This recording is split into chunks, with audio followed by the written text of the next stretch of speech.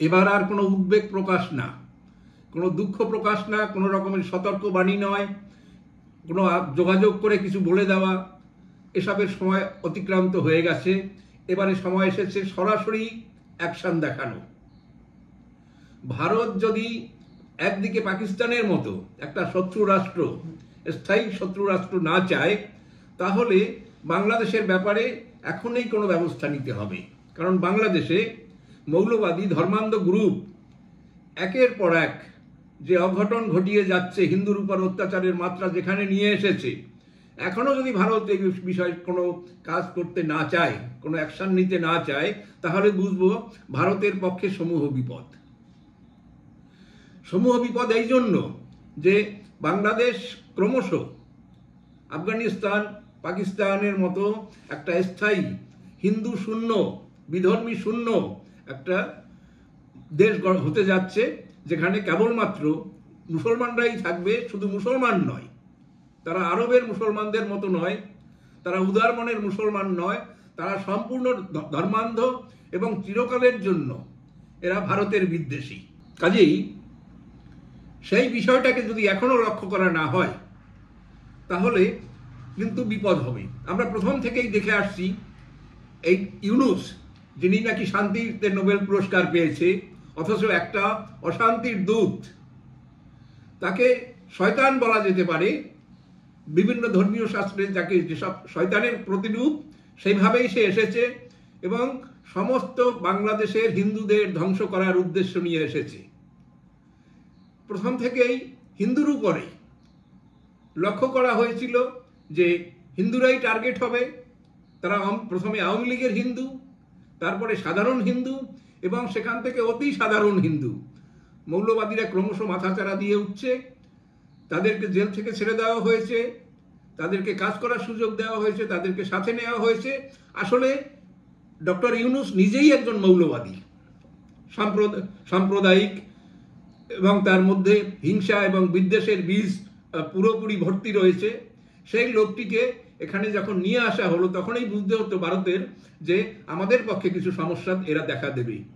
এই কারণেই আমরা বলছি, বাংলাদেশে হিন্দু সম্প্রদায়কে রক্ষা করতে হবে, না হলে এটি সম্পূর্ণ একটা মুসলিম অধ্যুষিত দেশে পরিণত হবে এবং সেই দেশ ভারতের সাথে কোনোদিন বন্ধুত্ব সদ্ভাব দেখাবে না, তারা বন্ধুত্বপূর্ণ সহাবস্থানে রাজি হবে না, তারা পাকিস্তানপন্থী, তারা ধর্মান্ধ, তারা সাম্প্রদায়িক। কাজেই ভারত এখন থেকে ব্যবস্থা নিক। প্রথম থেকে হিন্দুর সম্পত্তি ধ্বংস, হিন্দুদের উপর অত্যাচার করা, তাদেরকে ধর্মান্তরিত করা, কর্মস্থান থেকে তাদেরকে বলপূর্বক তাদেরকে সরিয়ে দেওয়া, তাদের কর্মচ্যুতি ঘটানো, তাদের সম্পত্তি দখল করা, এ প্রথম থেকেই চলছিল। 71 সালেও যে ঘটনা ঘটেছে, এবার এরাও সেই একই ঘটনার পুনরাবৃত্তি হচ্ছে, বরং আরো খারাপ অবস্থাতে। কারণ সেই সময় কিছু পরিমাণ মুসলমানরা আক্রান্ত হয়েছিল, যারা মুক্তিবাহিনীর সাথে ছিল, যারা আওয়ামী লীগপন্থী ছিল, যারা উদারপন্থী ছিল, যারা বুদ্ধিজীবী ছিল। কিন্তু এবারে সেই মুসলমান সম্প্রদায় এখন পর্যন্ত দেখা যাচ্ছে যে তারা সমস্ত অবস্থা থেকে তারা বেঁচে আছে, তারা নিরাপদে আছে, কিন্তু সেই জায়গাটা কিন্তু হিন্দুদের উপরে লেগেছে। আজকে যে ঘটনা ঘটেছে, সে ভয়াবহ সেই ঘটনা। ধর্মান্তরিত করার যে প্রচেষ্টা, তাতে রাজি না হওয়ার জন্য একজন মা এবং তার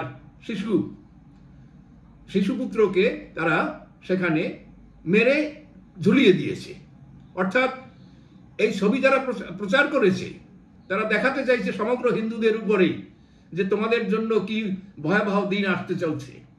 শুধু সেখানে নয়, বাংলাদেশি লোকদের ধৃষ্টতা কোথায় পৌঁছেছে, সেখানে পদ্মার চরে ধান কাটছে এদেশের কৃষকরা, তাদের সেইখানে এসে দখল করতে তারা লেগে পড়েছে। অর্থাৎ ভারতের ভিতরে ঢুকে তারা ভারত দখল করতে চাইছে, ভারতের জমি দখল করতে চাইছে। ঠিক সেই একই ধৃষ্টতা তারা দেখিয়েছিল ত্রিপুরাতে, যেখানে একটা হিন্দু মন্দির সংস্কারের জন্য চেষ্টা করার জন্য বাংলাদেশের বর্ডার রক্ষী বাহিনী তারা এসে সেখানে বাধা দিচ্ছিল।